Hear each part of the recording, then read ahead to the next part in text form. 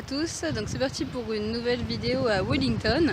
Je me trouve au Mont Victoria si vous préférez, donc qui est une vaste forêt. Vous pouvez monter donc tout en haut pour apercevoir une vue panoramique sur la ville de Wellington, que vous avez aussi en prenant le cable car pour aller au Botanic Garden de Wellington. Donc ça vous permet d'avoir deux points de vue vraiment stratégiques sur la ville et sur toute la baie, vu que c'est le bout de l'île en fait où vous retrouvez. Nous du coup, donc, je vais simplement vous montrer parce qu'ici c'est un peu plus calme et un peu moins venteux. Donc on est en plein milieu de la forêt. J'ai un peu peur de croiser des animaux, mais bon, ça devrait aller. Hop.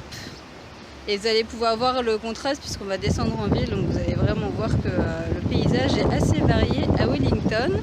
Moi je continue ma promenade et puis je vous retrouve dans le centre-ville. À tout à l'heure. Donc là on se trouve sur la partie centre-ville en fait de Mont Victoria. Du coup il y a beaucoup de maisons en bois ici, c'est vraiment l'esprit de Noël puisque toutes les maisons sont un petit peu décorées. Et on retrouve l'ossature bois un peu comme à San Francisco, les maisons victoriennes, hein, c'est pour ça que ça porte le nom de Victoria. Et c'est assez sympa puisque chaque maison est différente, donc ça vous permet d'avoir un certain cachet. Je vais essayer de vous montrer derrière. Donc là du coup vous avez la maison derrière moi par exemple. Style un peu colonial. Et vous avez d'autres maisons beaucoup plus modernes comme celle-ci.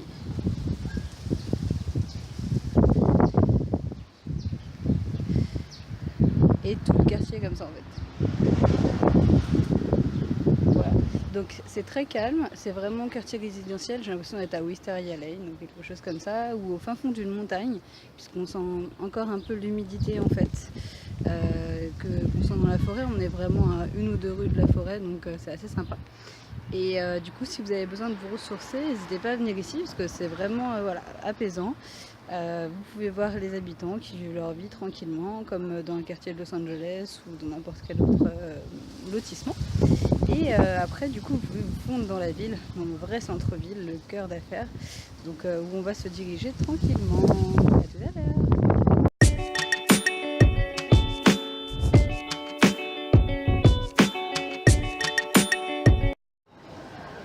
On se trouve maintenant dans le musée Te Papa, donc le musée le plus connu de tout Wellington. Vous pourrez y découvrir des expositions sur les insectes en ce moment, des choses un peu ludiques pour les enfants, et puis l'histoire en fait de Wellington et de la Nouvelle-Zélande. Vous avez derrière moi un gros éventail, si vous voulez avoir un ordre d'idée. Voilà, et c'est aussi l'occasion d'être à l'abri, puisqu'ici, voilà, il y a beaucoup de vent et parfois il pleut. Donc du coup, c'est bien de pouvoir se mettre à l'abri dans un musée bien au chaud. Vous avez un café, une boutique de souvenirs, logique. Et c'est sur donation, comme vous voyez derrière moi dans la boîte. Donc vous pouvez donner ce que vous voulez pour rentrer. Le musée se fait à peu près en 2 heures, comptez 2-3 heures. Donc c'est quand même un grand musée. Et il est vraiment réputé. Enfin, quand j'ai dit que j'allais à Wellington, tout le monde m'a dit de venir dans ce musée-là. Donc je vous montre juste l'entrée.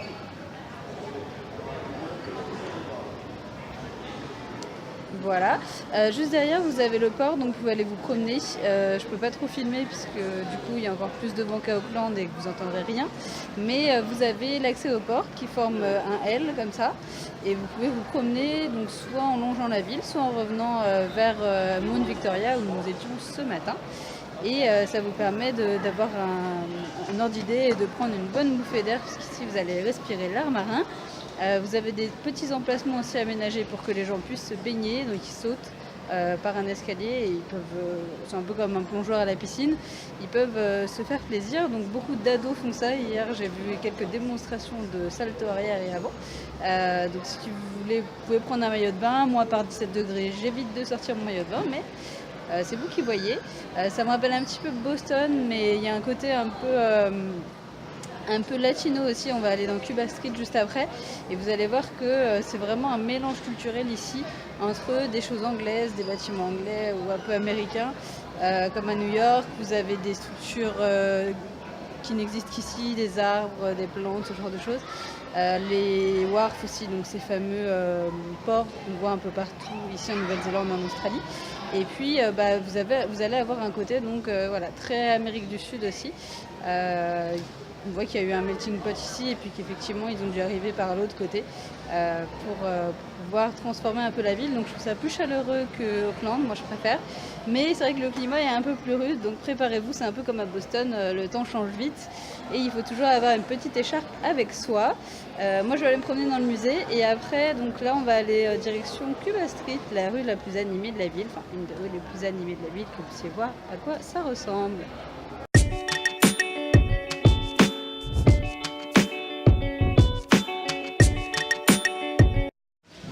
Et voilà, donc on achète notre périple à Cuba Street, une artère qui est vraiment très animée. Vous pourrez y trouver des restos, pas mal de street art aussi, sur des graffitis sur les murs et sur les maisons.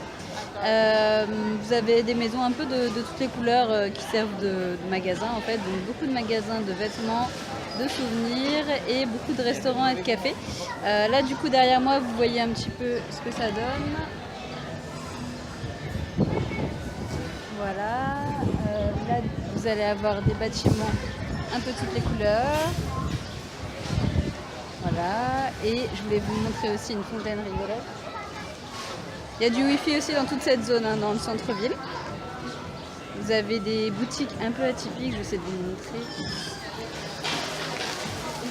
Comme là derrière moi.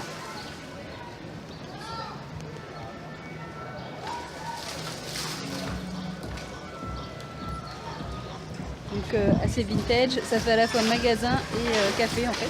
Et vous avez ma fontaine préférée. On dirait un peu Beaubourg, vous allez voir. Et d'un coup l'eau tombe. Attention. Voilà, donc c'est ce qui amuse le plus les enfants, mais ça m'amuse aussi beaucoup. Du coup, donc c'est fini pour cette petite journée à Wellington. Vous avez donc différentes choses, hein, soit de quoi vous relaxer, soit de quoi faire la fête ici. La ville est plus petite qu'Auckland et moi ça m'a plu.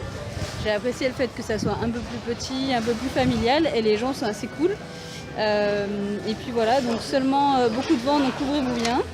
Parce que même les oiseaux ont du mal à voler quand ils sont dans le ciel, donc c'est assez rigolo. Ils sont à contresens du vent et du coup ils galèrent, donc vous allez bien vous amuser, mais en tout cas couvrez-vous bien. Et moi je ne sais pas quand je vous reverrai, sans doute dans les prochaines aventures, parce que ça m'a redonné un peu la bougeotte le fait de faire ce road trip en Nouvelle-Zélande. Et je vous dis à très vite, soit sur le blog, soit ici pour de nouvelles aventures. Bisous et joyeux Noël!